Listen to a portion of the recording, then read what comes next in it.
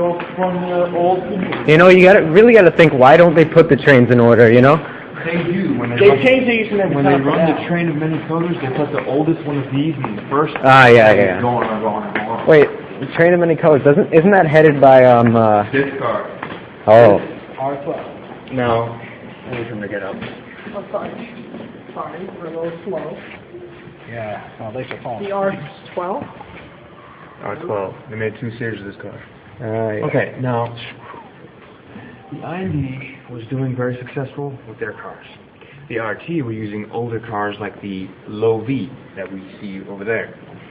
They needed new cars because all those were built during the pre-war era, pre-World War II. So since the R10 was so successful, they made a smaller version of it for the IRT, the R12. They also made an identical car like this called the R14. And they served until the late 80s, actually.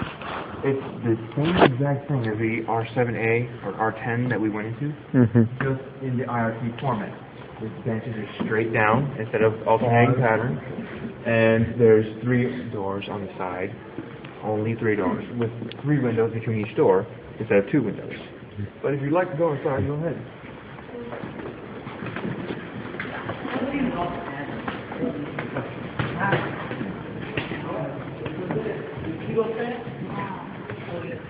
Air conditioner open.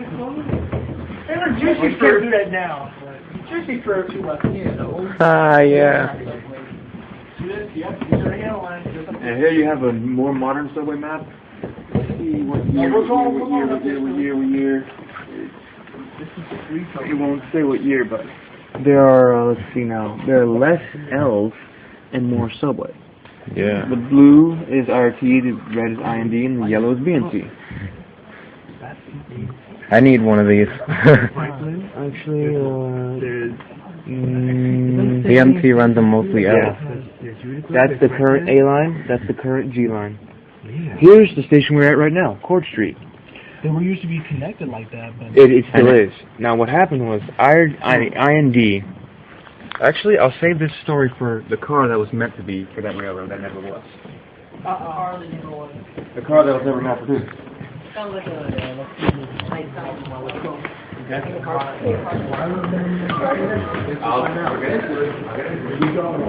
Afterwards,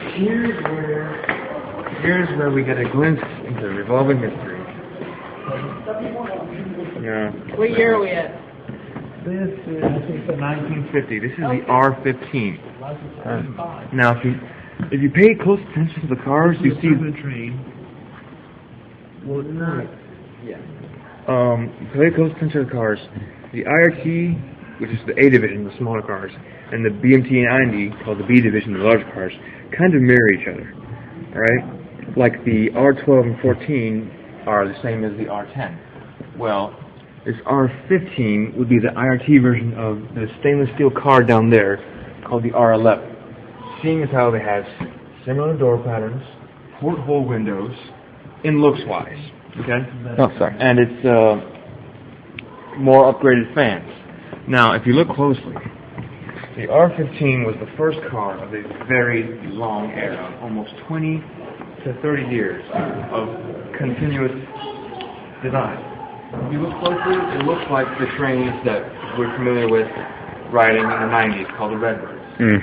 Once they came out with this design, they reused it for, like I said, for the next 20 years, every car they made looked like it. Until the R38. So R32s. The 32s in the Then, not even the R38 looked the same. Yeah. Minor changes. Of course, they changed the windows. Change the roll signs. Up here, there's no vent strip. The vent strip is for the fan.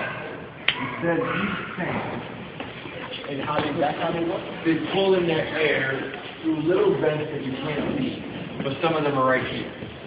Alright? And more vent strips. Again, this is like a mixture. This is a one-off series. They were trying with new technology, new looks.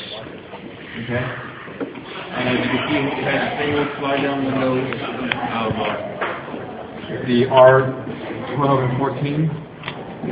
Straight across doors, porthole windows. But it was the cars with the integrated fans. They look all nice.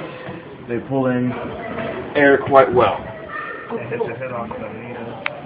Yeah. These are the beginning of more modern cars. See how the doors light up. Alright.